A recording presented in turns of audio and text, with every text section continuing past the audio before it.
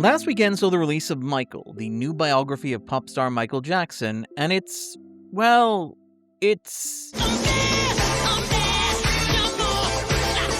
is most interesting about Michael is that, although it is a film looking at the life of one of the most famous human beings to ever live with a frankly fascinating life story to tell, it is incredibly paint by numbers.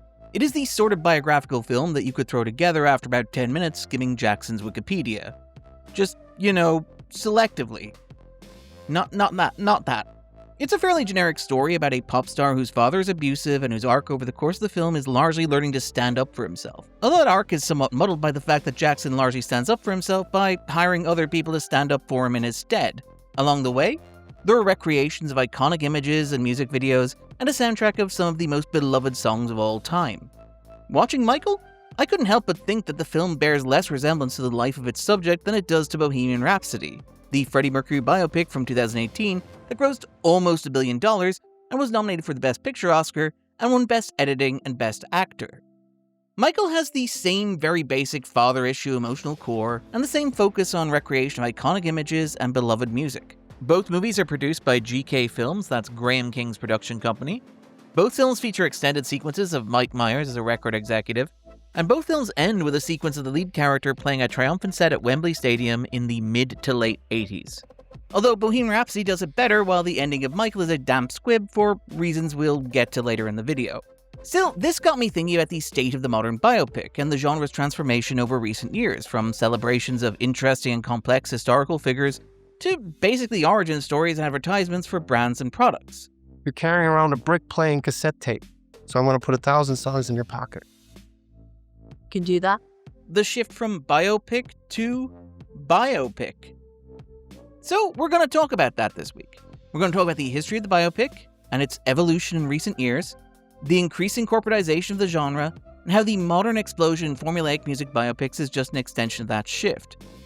In other words, we're going to take a look at the different ways that we celebrate figures of note.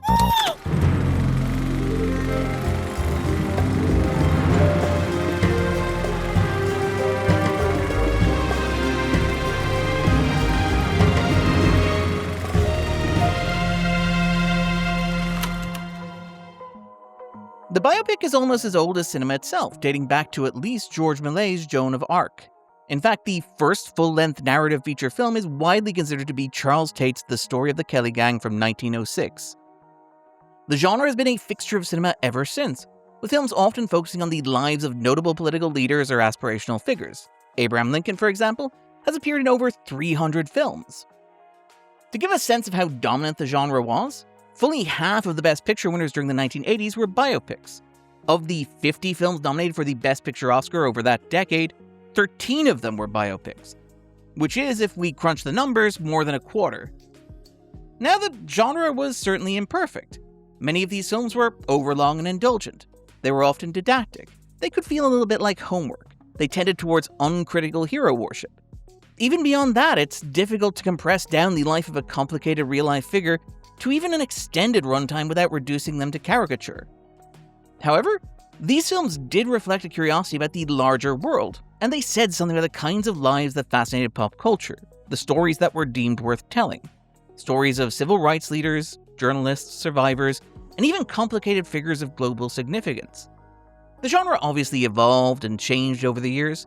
In the 21st century, it tended towards smaller, intimate character studies, often built around the narrow point of intersection between two key figures: meetings, interviews, sporting competitions. At the same time, with the twin financial and award successes of Walk the Line and Ray, the modern musical biopic emerged, films about great musicians. And while there had obviously been musical biopics before, these twin awards and commercial successes pushed the subgenre to the forefront. Even from the outset, these movies were extremely formulaic, to the point that they were parodied in Walk Hard, the Dewey Cox Story, a spoof that makes jokes that still apply to Michael nearly 20 years later. You're gonna have to give him a moment, son. Michael Jackson He needs to think about his entire life before he plays. But in recent years, the traditional biopic has changed a bit. Those old-fashioned biopics still exist, with Christopher Nolan's Oppenheimer winning the Best Picture Oscar and becoming the highest-grossing biopic of all time in 2023. And may I see Oppenheimer? While there are fewer of these sorts of biopics, they are notably more cynical about their subjects, often critiquing or rejecting myths of greatness or exceptionalism. But you're a bunch of boys making models out of balsa wood. You don't have anything under control. You think you're so great because you have boats! It was no more complicated than that. You don't get to commit the sin and then have us all feel sorry for you that it had consequences. They are less celebrations of the great man than they are interrogations of the myth of one. Destiny has brought me here. Destiny has brought me this lamb chop. And not to be reductive about this, but I do wonder if something may have happened in contemporary American pop culture over the past decade that led to a questioning of the exceptional great man theory of history. But there's no way to know for sure, so we might as well move on. Still, while the traditional biopic has clearly fallen out of favor, something else has emerged to take its place. If you've been paying any attention to the genre of historical filmmaking, you've noticed the increasing prevalence of what might be termed biopics, or biopics but for products, or unbrand biopics. I guess you could also call them brandopics, but then you run the risk of getting them confused with, well, brandopics. It's a real branding nightmare. I could have been a contender. I could have been somebody. These biopics are films that have the look and texture of the traditional biographical film. They are stories that are true, or at least purport to be true. Don't worry, we'll come back to that one. Aimed at adults, featuring movie stars and often built around meetings, conversations, and negotiations. However, these conversations are almost always about a product. It's worth noting that the subgenre is so prevalent that it has even spawned its own parody. It's also worth acknowledging that many, if not most of these films, are not about the people who invented the product in question, but the people who monetized and marketed it. This could be seen as part of a larger trend that includes the recent wave of celebrity films, fictional and non-fictional, that stress the importance of the producer or manager to the creative process. I mean, you're Jay Kelly, but I'm Jay Kelly too. We did this together. As your manager, I'd be entitled to my cut too, of course. How much is a manager's cut? 25%.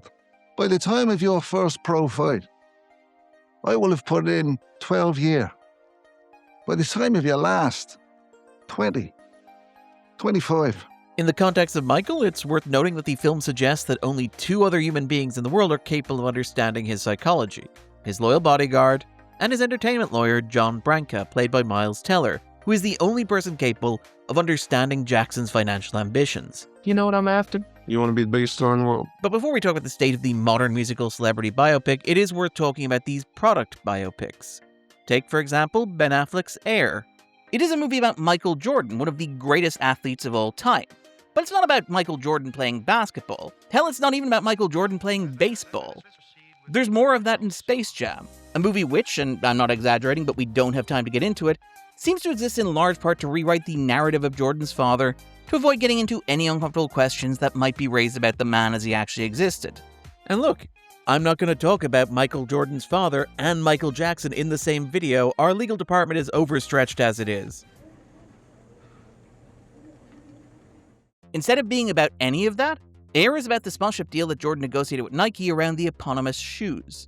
There has been film after film like this, looking at everything from the rise and fall of BlackBerry to the origins of Tetris.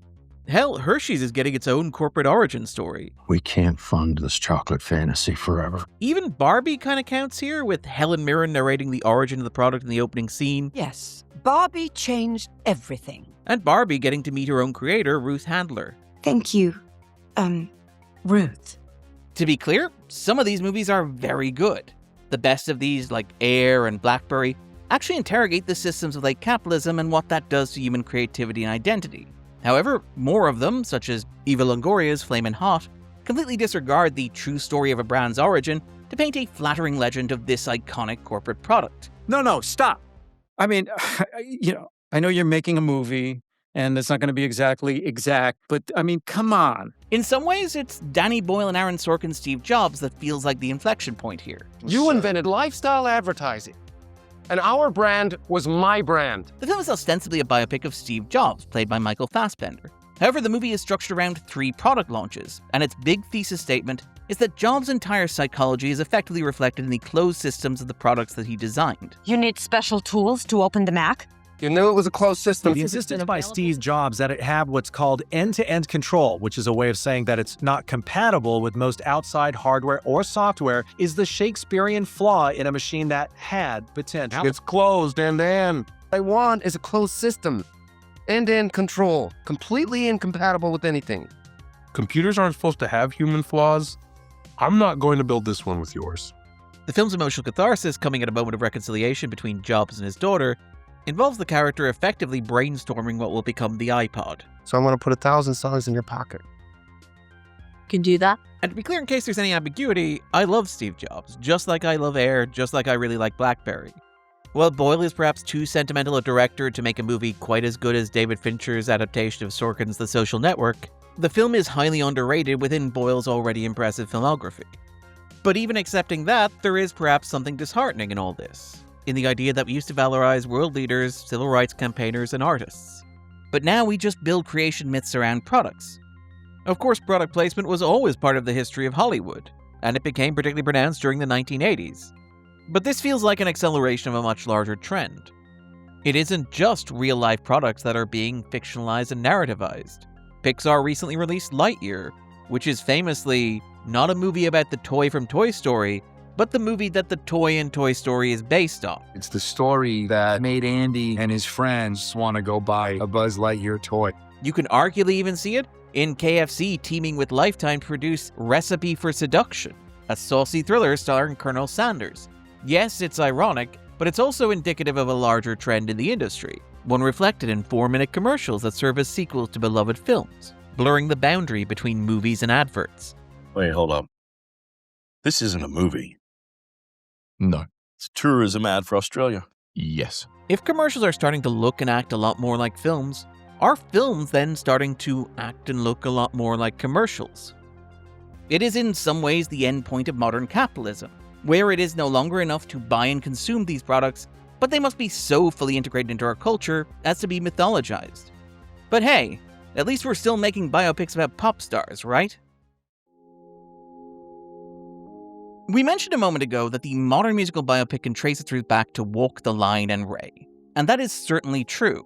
However, the phenomenon was supercharged by the success of Bohemian Rhapsody. It's worth pausing to talk just a little bit about Bohemian Rhapsody here.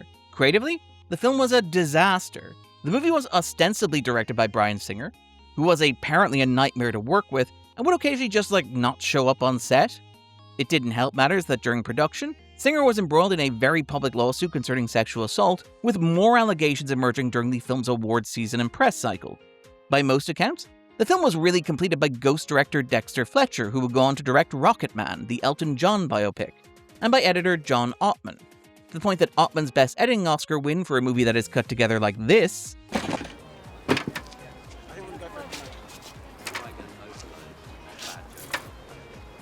So someday I'm going to do a fucking dissertation and show, here's how I cut it originally, and then here's what happens when too many cooks get in the kitchen and are paranoid about paste. is largely seen as an acknowledgement by Hollywood for helping land that particular plane. As a critic who was around during that award season and who casts a ballot or two in the various races, it is very notable that Fox's awards campaign for the film was initially quite subdued. The studio had originally been pushing Steve McQueen's Widows as their big awards contender, and when that didn't work out at the festivals, they switched horses midstream to Bohemian Rhapsody. The same thing happened, by the way, to Universal, who had originally been pushing First Man as their awards contender, only to be blindsided by the argument that it did not contain the scientifically dictated correct number of American flags, and so rooted around the bum of the toy chest until they found Green Book, a biopic of the man who invented the calzone. I think. It's been a while since I watched that movie. By the way, if you're looking for a good crime film, I can vouch for Widows as an underrated delight. I don't require a vouch. Okay, suit yourself. Anyway, Fox made a big push for Bohemian Rhapsody as a Best Actor contender, with the Fox for Your Consideration material seeming to imply the film had directed itself. It really does seem like the company was caught a little off guard by Bo Rap's box office and award success. This makes sense. Bohemian Rhapsody is an astonishingly shallow film, with no real perspective or insight into its subject or the creative process. It presents the act of songwriting like this. Oh, that's really good.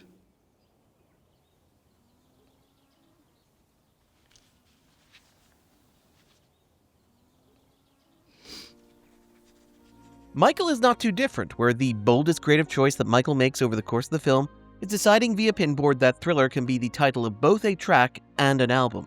The best case scenario for this sort of paint-by-numbers approach to understanding the creative process is a sort of dull literalism, as demonstrated in, say, Springsteen Deliver Me From Nowhere. Why isn't there a scene where he looks at a mansion on a hill and then you cut to him writing the song Mansion on a Hill? It Movie where works he like- watches Badlands and is writes Badlands. Stop. Bohemian Rhapsody does, however, have two things going for it. The first is the active participation of the surviving members of Queen, very clearly giving feedback into how they are to be portrayed on camera, stating very clearly for the audience that they would never partake in any of the illegal drug use or extramarital sex that their deceased colleague Freddie Mercury enjoyed so much. Fabulous, isn't it? If you say so, we should go. Freddie, sometimes you're a total prick. This leads into the second thing that it has going for it, thanks to the buy-in from the rights holders. Sheer unfiltered nostalgia, loving recreations of iconic music videos, and at the climax, of the band's epic set at Wembley. Now, I talked a few weeks back about the culture of AI and how it's rooted in a broader culture of nostalgia based in uncanny recreations of existing iconography over and over again. And the climax of Bohemian Rhapsody is very much that, but for 80s rock fans instead of people who care about the color of Wolverine's costume.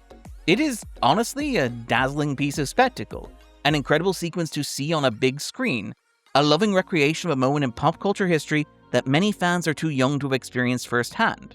It's also not a moment that tells the audience anything about who these people are. It's not a celebration of the human beings who made Queen. It's a facsimile of the experience of consuming Queen as a product. And it made nearly $1 billion, and it won a bunch of Oscars. So, here we are now. The thing to understand about Bohemian Rhapsody and the wave of biopics that emerged in its wake is that they are not just selling the movie itself. The movie is selling the larger brand. It's part of a multi-pronged, multifaceted publicity campaign. Hell, you can see this branding in effect in the increasing prevalence of the title format artist, song or album title, or even lyric, to maximize the SEO efficiency of these films. And here's the part of the YouTube video that everybody loves, the numbers. But just to rhyme off some important context here, the soundtrack to Bohemian Rhapsody was the band's highest charting album on the Billboard 100 in 38 years. It was the best-selling rock title of the first 6 months of 2019, and it served to buoy the larger brand, with Queen's greatest hits compilation coming in second. In 2022, by the way, their greatest hits became the first album to pass 7 million UK chart sales. And it wasn't just the music that was directly tied to the film either. According to the International Federation of the Phonographic Industry, Queen were the world's 5th biggest revenue-generating recording artist in 2019, and the 6th biggest in 2018. Not bad for a band that last released a new studio album more than 2 decades prior. The band also kicked off the Rhapsody Tour, which ran for 5 years between 2019 and 2024. Then, presumably having reaped all the profits they could, they sold the rights to their back catalog for $1.27 billion in June 2024. You can quite literally graph the spike in interest and revenue related to the band tied to the release of Bohemian Rhapsody in 2018. So, this became a reproducible formula. A musician or their estate negotiates creative control of a biographical film because those films need the music rights. I mean, what are you gonna do? Write an original song for the end of your unlicensed David Bowie biopic? Nobody would be that stupid.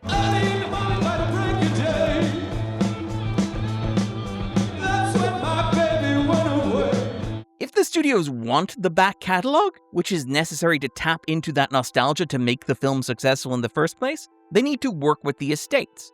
And the estates want some measure of creative control because they know they can leverage a successful biopic into a larger, more profitable revival of the brand. It isn't just Queen. Elton John's sales doubled with the release of Rocketman, and his final American concert was streamed live on Disney+. It goes almost without saying that Michael will be a huge boost to the Jackson estate, which already pulled in $105 million last year through agreements that include the licensing of the back catalog, a stage musical, and 2 separate Cirque du Soleil shows. And you can already see the chilling effect in action. With these biopics worth a lot of money and serving as revenue drivers to the larger brand, anything that doesn't paint an easily digestible, triumphant, nostalgic narrative is perceived to be a potential threat. Last year, it was announced that the Prince estate were blocking the release of an already completed expansive Netflix documentary by Ezra Edelman, who was responsible for OJ Made in America, a really wonderful work of documentary that is also notable as the first television show to win an Oscar. But that's a separate video and we're not getting into that right now. Edelman's documentary, which has been screened for critics and which paints a complex and nuanced portrait of a truly fascinating character, was deemed potentially damaging to the brand, and so was scrapped as the estate pursues its own Bohemian Rhapsody. Edelman himself contextualized this as a broader move by the Prince estate to sanitize the image of the pop star for public consumption, pointing to narrative decisions made in adapting Prince's semi-autobiographical movie Purple Rain as a stage musical to make it more palatable to audiences. And now they're doing this adaptation of Purple Rain for Broadway, and from my understanding, it's like they're changing Prince's character to make it more palatable, or to at least tidy up the gender politics. And I think that's literally a phrase I read in the New Yorker piece about the playwright. Who Prince is in that movie, in some ways, is revealed, though it was always couched as fiction. And in it, Morris Day throws a woman into a dumpster, and he slaps Apollonia. And now the fact that we've arrived 40 years later, and rather than just like, oh, it's the 40th anniversary of Purple Rain, which was last year, and celebrating that, no, we're going to revisit it and revamp it and sanitize it, and in turn sanitize Prince's image for current audiences, for younger audiences, to make him a less troubling figure. That is fucked up. In some ways, this is just one illustration of the shift in larger culture that has really accelerated the transition from celebrities into brand. The YouTuber Patrick Willems has made a really good video on how movie stars like Ryan Reynolds and The Rock are less human beings than they are sentient brands. And you should absolutely check that video out. And what we are seeing with these biopics is the retroactive application of this process to existing musical artists. To be clear, there are still good biopics possible within this framework, even if it requires a nearly perfect alignment of creator and subject. Baz Luhrmann's work with the Elvis estate stands out, because Luhrmann opted to focus much of the critical energy of his biopic on Colonel Tom Parker, who may as well be literally Satan as far as the Elvis estate is concerned. And through its focus on Parker, it becomes in part a study of the dehumanizing effect of turning Elvis into a brand for mass consumption. Those who hate your son will do so whether we profit from it or not. What is hate worth if it's free? He also produced the mesmerizing concert film Epic, which is a triumph of maximalist concert filmmaking that exists at the perfect intersection of the Venn diagram of what a musician's estate wants and what Baz Luhrmann can deliver. Indeed, given that the Aretha Franklin concert film Amazing Grace and the David Bowie concert film Moon Age Daydream are both infinitely superior to the narrative dramas about their lives, there is an argument for those concert films as a solid compromise for estates who want to manage a star's image. But those movies don't make as much money as the conventional biopics, so that will never work. More broadly, the best modern biopics are of smaller artists less interested in being part of this vast capitalist machinery, focusing on regional acts in the same way that James McAvoy's California Schemin' explores two Scottish hip-hop artists who took the British music scene for a wild ride. Or the Northern Irish musical biopic Kneecap, which is perhaps the most interesting film to feature Gerry Adams since that Jackie Chan movie. It's also worth shouting out the Robbie Williams biopic Better Man here, which works in large part because one of its central arcs involves Williams learning to be perfectly happy not being a global brand unto himself. It might be cabaret, but it's a world-class cabaret, and I'm the fucking best at it. But more often than not, you end up with something like Michael. The production of Michael was perhaps more similar to that of Bohemian Rhapsody than anyone would want. Indeed, reports of the movie's troubled production are emerging so fast that this may be the first YouTube video essay to be edited in real time. My personal favorite story to come out over the weekend is that the extra originally cast as John Landis, another celebrity our legal department gets very nervous when we talk about in the context of children, was let go after voicing concerns about being raised in the air during a shot. You know a production is going smoothly when the actor playing John Landis is raising issues of on-set safety. The film involved the active participation of the Jackson estate, with Michael being played by his own nephew Jafar Jackson. Reportedly, tensions between the Jackson estate and director Anton Fuqua reached such a point that Fuqua left the set to direct the movie from inside a van, leading to the cast and crew referring to him as Vanton Fuqua, which is a pretty good bit. Our legal department does require that I acknowledge Fuqua has since clarified that this report is exaggerated. He stresses that he, in fact, often directs his movies from inside a van, and actually, if you're asking, he kinda prefers to do it that way. So make of that what you will. With this extremely hands-on involvement of the Jackson estate, there's a clear desire to protect the brand. Joe Jackson, who passed away 8 years ago, is a fair target, a villain that you love to hate. But everything else is sacrosanct. Janet just isn't in the movie. This approach caused some problems. Jackson was dogged by allegations of sexual misconduct involving children, as has been well documented and articulated. The original plan for the film was to build to the first such case and to end the movie with the children accepting a cash settlement. The goal, according to those in the know, was to paint those children and their families as money-hungry parasites looking to exploit a poor, innocent pop star. Why do you think they're coming forward now? Money. You think it's all about money? Well, it's all about money. It's always been about money. However, during production, the lawyers realized that one of the terms of the settlement was that it could not be narrativized in such a way. So that plot thread had to be completely excised from the film. This, incidentally, is why the film doesn't really have a third act, instead opting to recreate Jackson's performance of Bad at Wembley because that worked for Bohemian Rhapsody, right? Also, not to be conspiratorial, but it is worth noting that one of the strategies that the Jackson estate has consistently used to distract from abuse allegations is uploading these concerts to YouTube for fans for free. The Wembley 1988 Bad concert was uploaded to the Michael Jackson YouTube channel precisely 1 day after the broadcast of Leaving Neverland. Making the choice to include it here feels somewhat trollish. One of the more ghoulish aspects of the whole press tour has been the idea that thanks to the elimination of the allegations from the end of the first movie, they're being held back for a sequel. And there's a possibility of it being a part 2 that may deal with some other things that happen afterwards. But it sounds like there may be a sequel. Could be a sequel. There could be. It could be. We don't know the yet. Price is right. It's all about money. It's always been about money. And look, I know these videos can be quite flippant and quite irreverent, but there is something decidedly bleak about the treatment of child abuse as a sequel hook. It really seems horrifically callous and cynical. There might be a public outcry for a while, but then you know what happens? People forget. They don't remember. They don't care. They just don't care.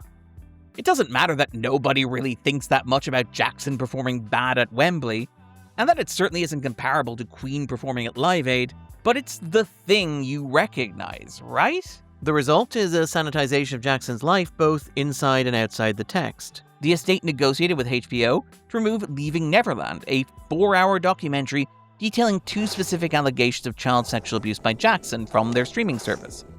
It's important to note here, by the way, that the estate did not do this by reference to any actual content from the documentary, but instead by invoking a non-disparagement clause that the channel had signed in the early 90s in order to secure the rights to broadcast the concert film Michael Jackson in Concert in Bucharest, The Dangerous Tour. It's all about protecting the brand.